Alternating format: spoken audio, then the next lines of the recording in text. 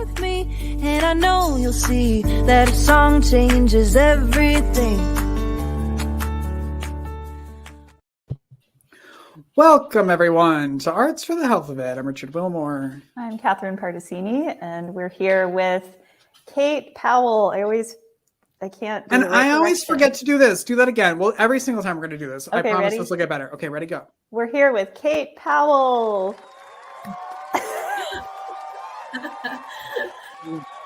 Hi, Kate. Hi. Welcome. I love the accolades at the beginning. I feel like you should do that a few more times. I'm just kidding. Oh, we can. Every time, every like Every 3 time we minutes. say I'll her set a name. timer. Yeah. Yeah. Okay. So, Kate. That's what we'll do. We should have been recording this before because we had a great conversation about Christmas music before we started. Yes. Kate is a lover of Christmas and Christmas music, as I am. Catherine, you didn't really chime in, so I feel like maybe you're not. Yeah. No, I am, and actually, my 6-year-old insists that the Christmas music is on all the time. As she should. Yes, so he's like the little cheery elf in our house. So he's the best. He should be a member of this team. He kind of is. Before we get into what Kate's actually here for, before we get into what Kate oh gosh is actually here for, it's Thanksgiving week, so I have 2 questions. Are you both listening to Christmas music yet, or when does that get turned? When does Michael, Catherine, allow it to be turned on? And do you have rules around that? And then each of you, what are you most thankful for this year? I'll let Kate go first. Okay. Absolutely listening to Christmas music. Yes. 100%. Me too. 100%. Wow. Have been listening to it since like June. And sometimes I'll just listen to it whenever. It's very helpful for me to calm down. Mm-hmm. And went in hard starting October 1st. And then I am most thankful for my, like, seriously, this sounds very corny, but just my family, particularly my husband this year. We started foster parenting, and it's been a very fun, crazy, insane, awesome journey. Like, there's just no other way to describe that. And, we just moved into a new house, and I just love our family. I love what we're doing, even when it's nuts. So that's what I'm most thankful for, is like, I would not trade it for anything, even when it's driving me crazy. That's how you know it's good. Yes. Yes.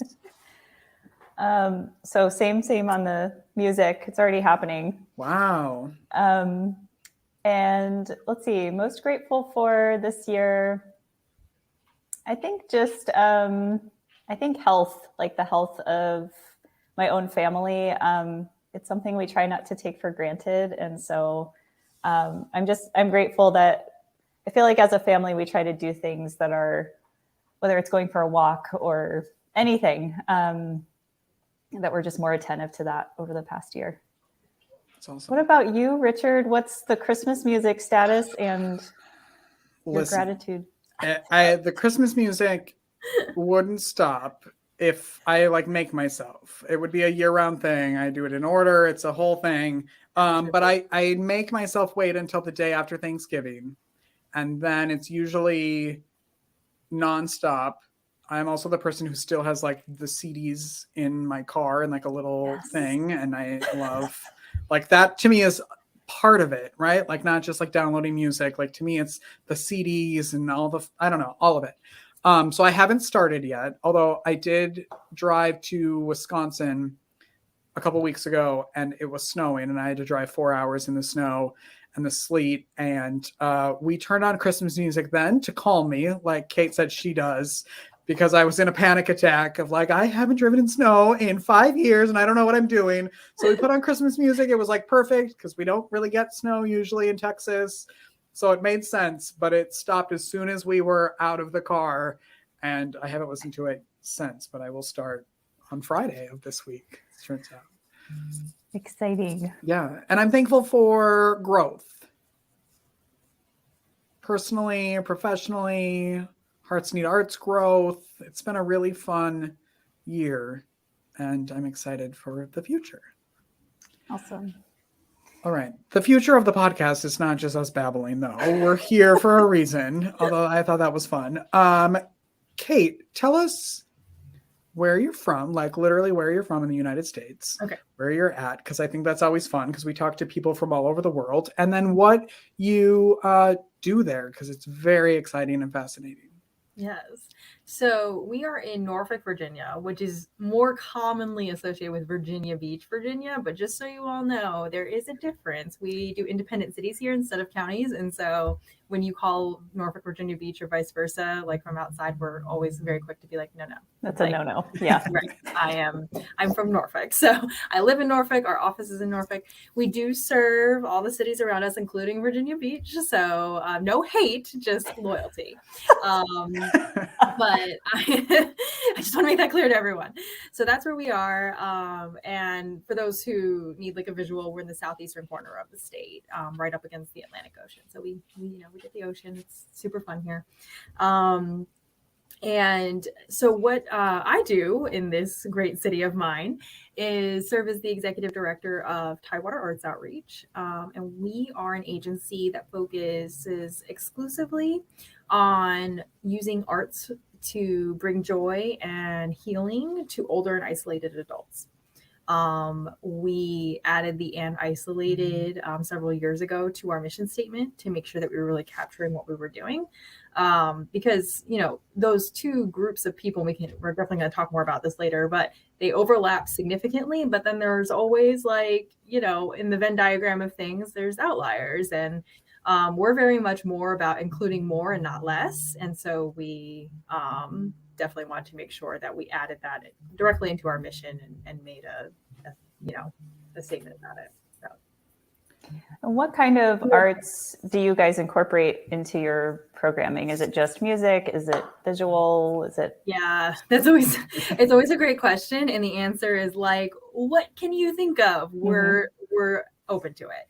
And so we have an artist roster of, I want to say 90-ish individuals and groups represented at this point. So yeah, a lot of artistic personnel. And we have 4 major areas: music, visual arts, performing arts, and literary arts.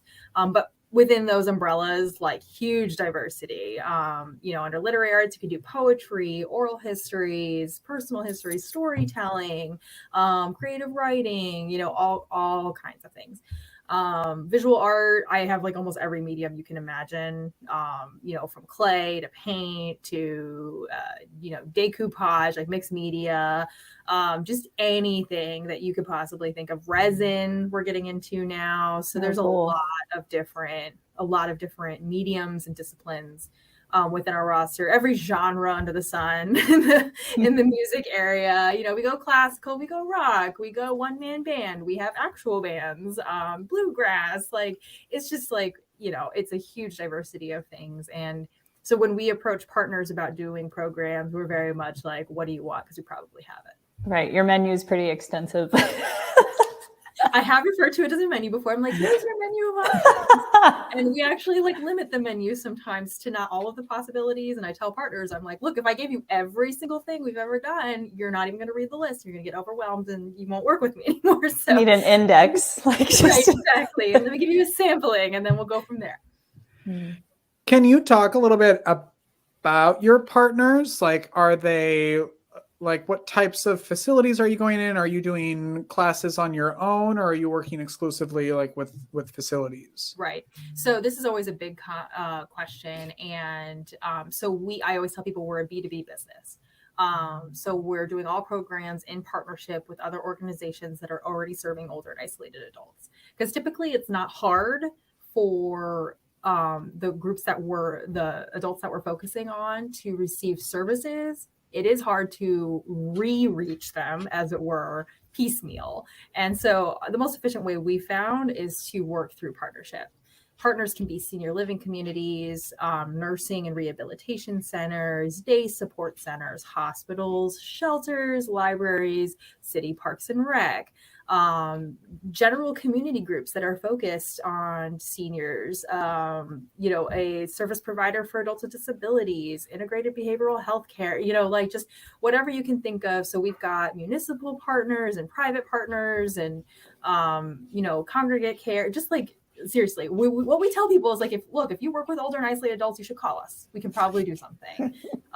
It will look differently. Some partners we work with like once a week or more than once a week, and others are more of like once a month or once a quarter. But we're like down for the ride as long as we're targeting the groups that we're trying to target. When you're in those, excuse me, those types of facilities, are those interactions in a group? Are you doing one-on-one in their rooms, or is it kind of a blend of? Right. So typically it is group programming. Again, we're trying to go for an efficiency model as much as possible. And because a huge aim of our work is defeating social isolation, doing group programs is, that's part of the deal, is increasing those social connections and working with others and feeling accomplished alongside others and, bringing joy, which is usually done in groups.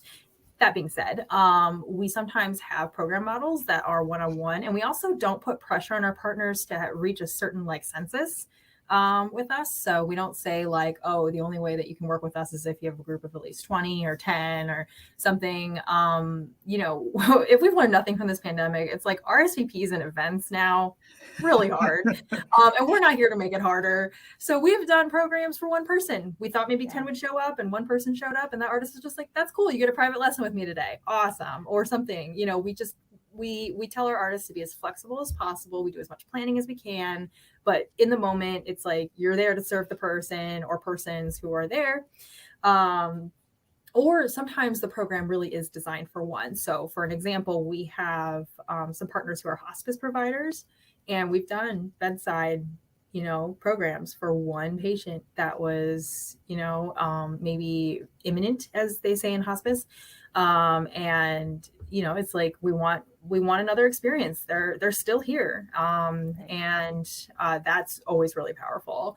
And our artists walk away from that feeling, like, wow, I really this was impactful and a great moment. So, again, the answer is everything and anything. We try to be very open to the needs of our partners. So what are their needs? What are they looking for from a creative or an artistic experience? And then fulfill their hopes and dreams from there.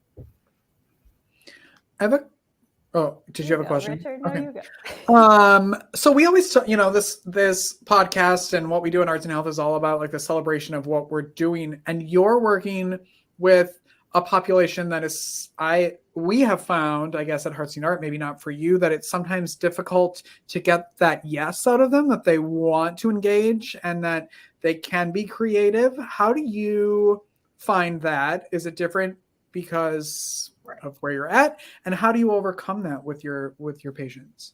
Yeah. So we're sometimes working with residents, patients, just general community members. That's actually something we do when we do partner intake, is we say what do your people call themselves? And make sure that we're doing a very social work focused, intake where we're going to meet you where you're at language wise and needs wise.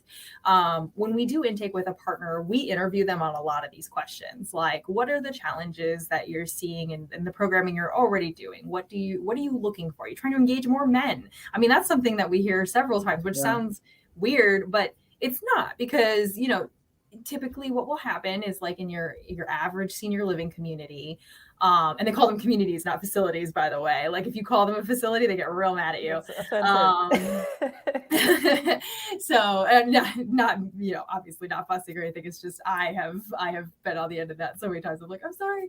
So, but anyway, but when we're talking to them, they'll say things like, oh yeah, when we put out a paint class or something, all the women will show up and we get no guys. And so we'll be like, well, what about a comedian? Or something like that. Why don't we try something else that maybe will be a little more accessible, or at least seem more accessible to everyone? They make those social connections with those around them, and then they're more likely to participate in the other programs because they're like, oh, well, so-and-so's going, so I'm going to go too. Humans never stop doing that. I don't care how old you get. They're always like that. And I think also this is back to your question about how we get them engaged and how we overcome that. We do train our artists pretty extensively, and this is who you're serving. When we first bring them on the artist roster, they have an interview with myself and my program director. we're very much like, this is who you're serving, or these are the different groups of people that you'll be serving. You know, feel free to experiment, to try new things, to make adaptations. You know, like, you don't have to, there are no rules here. The only rule is that you bring joy. How you do that is very much up to you. You're the expert in what you do. We are not. We are here to make the connections and provide you with the resource, pay you, all those things, and you're there to really make the magic happen. So we do that. And we also, I think, because we work in partnership, we're already working with trusted individuals for the participants. So they already know this activity director, they already know that program manager, they already know this outreach coordinator, like all of those, like there's already a relationship there. And that's part of the beauty of the partnership model, is not trying to establish trust with the end user ourselves, but saying, like, presenting our product and our service and making it a good value for who we're providing it for, and then letting that relationship facilitate their participation. And it takes time, like, absolutely.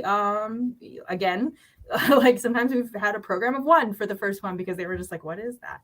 And that's becoming less and less common now. We are now, it's now starting to become a little more reputation based, where not only does the participant recognize the partner and trust that partner to provide them with a good program, but they're also noticing, like, oh, that's the Tidewater Arts Outreach Program. Like, I did that over here. I did this at that library or whatnot. It's going to be great. Let's go back again. So You're familiar. Yeah, you're familiar to them. yeah, the familiarity is starting to happen, which is one of our strategic plan goals. So I'm so glad. When you're developing programming, or your artists are creating programming or activities for these communities, what, like, how do you ensure that it's age appropriate, I guess? Yes. Because we've talked about this a little bit before, like the importance of not babying people, or, you know, making it age appropriate. It's a big question. And honestly, I was talking to someone about this earlier today, even.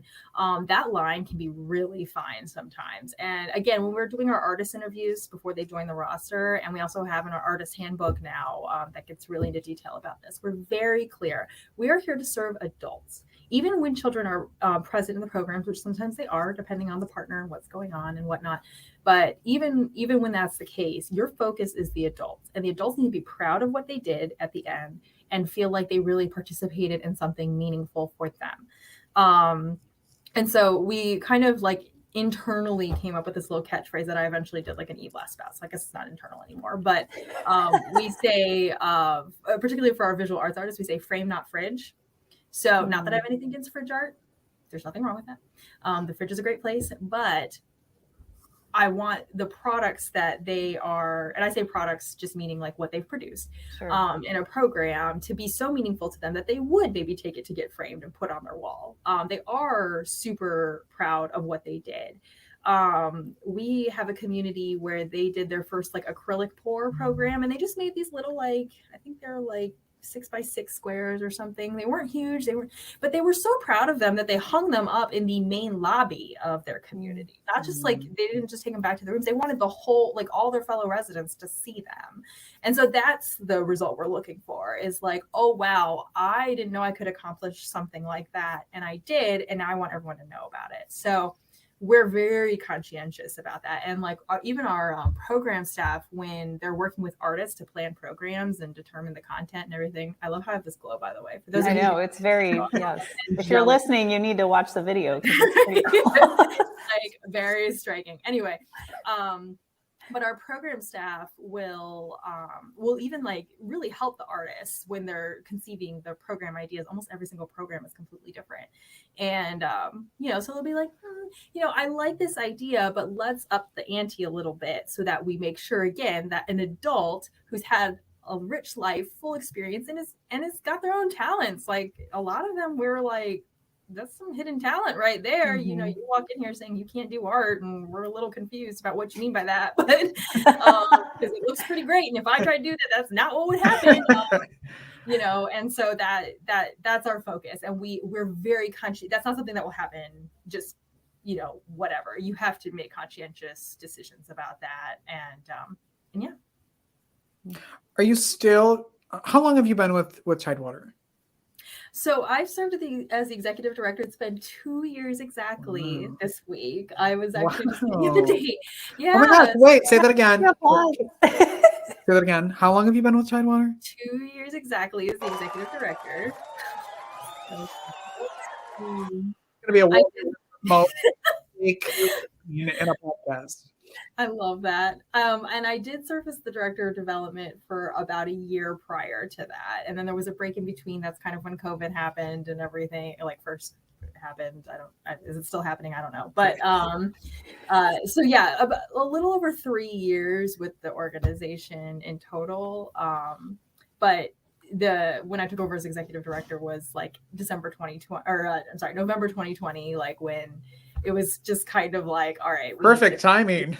Yeah, it was wild. We were like programs and a few partners, and let's just see what we can do here. So it's much better now. I will say that. Do you still get I still get goosebumps and I will tear up like when people make that like switch in their minds of like, oh, I am an artist. Like, can you talk a little bit about that? About watching people kind of come into their creativity? Oh yeah. And how that feels. So it's hard sometimes. We're doing almost 90 or we're doing over 90 programs a month right now, which is a lot. And so the staff and I always have to balance this like going to programs versus planning programs. They are not the same thing. And our region is very wide geographically. So we'd spend all of our time in the car going to programs, or we can plan the programs. Those are kind of our choices. But we try to go to them whenever we can. When I get to witness this moment, it's amazing, but I also get to read them in our artist surveys because artists are awesome at filling out their post-program surveys. And when I see something like, there's a sweet woman coming into a program, and it's a painting program, and she just came to support her friend because we find out later she has macular degeneration, and she was pretty convinced that there was just no way she was going to be participating. But as she was like seeing what the artist was doing with the other participants, she was like, well, maybe, and picks up a paintbrush and starts doing it. And the artist leads her through the whole thing. And only after she's created her masterpiece does the artist get the story of why she was, kind of hanging back at the beginning. And she just said, like, I just never thought I would be able to do this, but I love what I see here. And I feel so accomplished. And when we measure the benefits of these programs with participants and partners, we have a list of benefits we want them to check off that they observed in the program. And the feeling accomplished and confident is the third, is in the top three. The first one is positive social interaction with others, which is great because that's our primary mission. Second one is better mood, and then the third is the confidence and accomplishment. And I think though that feeds into the other two very much. Like, I am an artist, and for some of them, they were quote unquote were artists, and they feel like that's done until they do it, and then they're like, oh, I can still do it. And then some never even tried, but now I'm here and I'm in this program. I guess I'll try it. And then they try it and they're like, wow, I didn't know I had, like I said, the hidden talent thing. I didn't know I had that inside of me. And that's always a wonderful moment to see someone just realize like, hey, it's not over. And that's going back to like when you were talking about like how we serve adults, we hammer this home. It's a very conscious effort of like, these people are still alive. They're still contributing to life on this earth. We are not going to treat them like, okay, your time is done, you're on the shelf. All of that, none of that is welcome here. This is a very welcoming organization and mission, but those are a couple of things that are just not welcome. And we don't want any of that juju. We want we're here to celebrate everybody's talent and individuality and what they can still do. So that's what we're aiming for. What would you say to people who, I guess I have like two questions, because I think there's probably a lot of people that, whether they're caregivers or they have a family member that perhaps lives in one of these types of communities, and they might be thinking like, well, I'm not an artist or musician, or I'm not creative. Do you have any, I guess, tips for how people can still engage with their loved ones or a friend that they know that might be isolated. Like, how can they engage with this population of people, even if they feel like they themselves don't have some like special talent to share? Right. Yeah. So when we like it, this is so interesting. It's actually something we're really going to be tackling in 2023, with empowering others to empower others. Like we're trying to roll out a new training program that our staff and our artist roster will facilitate to make, like, particularly our program staff, like, or our partner staff, like our program directors, the coordinator, like everyone I was just mentioning, feel like they can also do that. And definitely, to your point of like family members and caretakers, like also incorporating them into that type of experience where it's like, let me show you how we do what we do in an accessible way for someone who isn't necessarily like been painting for 20 years or been making music.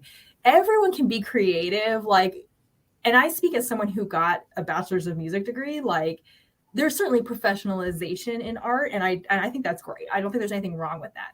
But I also don't think the general population needs to be like, well, I'm not an artist, because none of us would agree with that. Like, we say, like, if you make music, you're a musician. If you make art, you're an artist. And there's someone who appreciates what you're doing. Like, it's not everyone, but there's always somebody who's going to appreciate your efforts. And I think that there's so many opportunities that people have to be creative with their loved ones and those around them. And the emphasis on those experiences like cannot be overstated. I actually have a grandmother-in-law. I know it sounds weird, but my husband's grandmother, she just recently passed after turning 100. And she's an amazing woman. I say it in the present tense because I think she's still amazing. Was an MFA. She was painting well into her 90s. Beautiful works of art. I love her stuff. She did geometric patterns, and but there were several times where Eleanor would be in rehabilitative care for just various health concerns and whatnot. And I loved visiting her and bringing these random art projects. This is well before I heard of Tidewater Arts Outreach, by the way. So once I heard of this, I knew I was home. But I would bring her like these, like, we would make wreaths or something, and I would sit there with her and create. And I just didn't, not only was it like amazing, I think, for her, because she was just like sometimes bored out of her mind, like, not exactly fun to convalesce. But I was also like, this is so relaxing. Like, before work, I had an evening job at that time, and like do before work and just feel very much like, oh, this is like, I could just sit here all day and do this. So ready to go do my actual job now. And I actually looked into being like a recreation therapist out of that, because I was like so inspired. But now I'm here, and this is great. And like, I think I've found my home. But like the benefits to humans when they create are certainly very they can be very what's the word I'm looking for, nebulous, as far as like nailing down like the actual benefits. And I think those benefits of like your soul food and whatnot are really, really wonderful, and they can't be discounted. But for those of you who are a little more cerebral and practical, which I'm a very pragmatic human being, and so I understand that, there's real research and science behind how creating makes you a healthier human being. If you have a family member who is experiencing poor health, I think there's a lot that you can do to make that better by encouraging them to create with you. It doesn't replace modern medicine, but it certainly complements what we're doing medically, so that you can achieve a better outcome and at least peace. I was talking about hospice earlier. Like, at some point we are all going to leave this earth. Like, that's just the way it is. But you can still leave on a high note, and I think that's like the power of the arts to do all of the things that I'm just talking about. And I'll stop talking, because like I could just go on forever and the research goes on forever for those of you who are interested. The Foundation for Art and Healing is a great resource for this. For those who want to actually look it up, they're like, "Are you just making this up?" So no, there's a great pool of research out there to look at, and they have nice little succinct fact sheets that you can read and whatnot. But yeah, I encourage people to not just rely upon the TAOs and the art and the professional artists for this service. Like, what we do is great, but if you are just a family member with an older loved one that you're like, I want to get out and create with them, well, then just go do it. Take them to an art museum. You know what I mean? Like, just do the thing. You're absolutely making a difference that way. Yeah, and I think that's important that you said take them to a museum. It isn't go buy all these supplies or go buy a new guitar. It's there are benefits to just ingesting the arts as well. Even if it's showing them a book, like going through an art book together. Yeah. Right. I had a question that I was super excited. This is why I need a pen to write these things down but I was getting so into what you were saying that I completely forgot what I was going to ask. But what are you excited about for the future of arts and health, or maybe of Tidewater? Like, what are you looking forward to? Well, I was referring to like the body of research that is increasing all the time, and I'm certainly excited for that to continue. I want more and more people to understand like that this is real and it's not just like voodoo or something. I also think that the pandemic, as horrible as it was, really opened everyone up to just how critical creativity and creative arts and creating as a person is to just being a human. I don't know anyone who didn't adopt something, even if it was just like, I got really good at cooking. Well, cooking is an art. As someone who loves to cook, like that's the whole thing. They call it culinary arts for a reason. It's actually something I really hope to have in our repertoire one day. But the people who were like, I'm now decorating cupcakes all the time because that's what my boredom thing was during the pandemic. It's like, well, it wasn't boredom. It was, I no longer have a lot of the stimulus that I would have from going out and being with friends and whatever, and creating filled this hole that I had. It because not only can you experience isolation from others, I think you can experience isolation from yourself. And both of those things are extremely unhealthy. And what art does is it can address both of those things. It can address it when you're alone in a room and you're feeling really disconnected from like your own head and you don't know why. And like, you just like, you sit down, you just start writing, or you just start drawing, or you just, start beating out of whatever it is that you're doing. Like, we do this because it's actually like a human need. And then same thing for societal connection. Like, look at like any society in the world and you'll see how every single one has a method of getting together and creating, whether it's dance, artwork, music. They do it. They have some sort of system for it. Some are, sometimes it looks like a symphony. Sometimes it looks like I did this really cool folk dance when I was in Hawaii many years ago visiting grandparents, and I'm Japanese by descent, and they have something called a bone dance, which is it's a line dance is basically what it is. I mean, every culture has one, and this one is called a bone dance, and you get in a circle and you do you follow the leader and do the things, and it was super fun. And like, I didn't know anything about it before I tried it at the cultural center, and we have to do these things. It is inside of us. There is no getting away from it. Yeah, it's like we just have to accept it. Like, accept it, that it's here and that we need it, and that someone just said the other day, we're created to create. And I was like, yes 100. That is like, yes, 100% created to create. And I think for the future, it's like, we need to really invest in this. Like I'm a very pragmatic person, and one of my primary jobs here is fundraising. And I'm constantly just telling funders, like, look, I'm going to pay my artists and I'm going to buy professional supplies. That's my standard. So, I need your support to do that. And I think it's a good investment of your funds. And many of our funders agree, which is how we've managed to sustain the growth that we've seen, which is fantastic. And I think that is the trajectory. I think, again, horrible pandemic, but there were great lessons learned out of it. I said that during the entire like height of the pandemic is I hope we don't forget how important the arts were during this. When every museum suddenly had free virtual tours, they were putting there were arts all over the internet so people could take it in, and people were just giving away their art because they knew how important it was, and I hope we don't ever forget that. Absolutely. Yeah, I hope not too. And at least while I am living, and breathing, I will continue to I'll be that person with like grandchildren or something going like, back in my day. Yeah.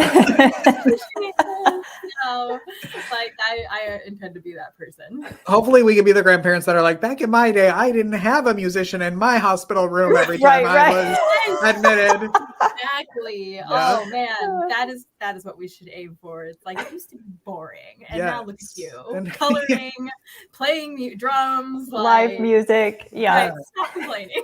How lucky are you to be in the hospital right now? Right. How fortunate are you right now? Yeah. Kate, what's the best way for people to connect with you or Tidewater Arts or learn more about what y'all are doing? Yeah, so we're pretty good at being at communicating, or at least I think we are. So we have a website, tidewaterartsoutreach.org. Also, all of our social media stuff, we're on LinkedIn, Facebook, Instagram. Our handle's at 757 Arts Outreach. We're also on Twitter. Twitter's been gotten a little weird lately, so I've been leaving that alone. That's a whole other conversation. But I would love to have with you. Yeah, yes. can relate. When this ends recording and we have things. Like, we'll just wait a minute for that. But yeah, so we're on all the social media sites. Always happy to get just random emails from people who want to like learn more, collaborate, talk more about what's on their podcast. Yeah, exactly. Yeah, we'd love to connect with anyone. So holler at us. Great. Thank you, Catherine. Kate. Yeah. Any last words, Catherine, before we let Kate go to her? It was just so good to talk with Kate Powell today. Cue the applause. Oh, I'm so. I was agreeing. Is it going? Oh, there. There we go. Tired. It's all the afternoon, and we apparently didn't give them enough sugar before we recorded. Kate, thank you so much for hanging out with us today. Oh no, thank you for having me. It's been a delight. We appreciate you. I have so many questions about what you're doing after we're done recording. So I'm going to say goodbye, everyone. Thank you for listening and watching. Make sure you subscribe wherever you're doing that. And make sure you keep creating, okay? All right, everyone. See you next time. Bye. Thank you for listening to Arts for the Health of It. This episode is produced by Hearts Need Art, creative support for patients and caregivers, and hosted by Richard Wilmore and Catherine Particini. You can support the show and help others learn about the healing power of the arts by visiting heartsneedart.org. The views expressed on this podcast do not necessarily reflect the views of Hearts Need Art, their staff, board members, or other affiliates. All content is created for informational purposes only. This podcast is not intended to be a substitute for professional medical advice or to diagnose and treat any health condition. Always seek the advice of your physician or other qualified health professional with any questions you may have regarding a medical condition. Never disregard professional medical advice or delay in seeking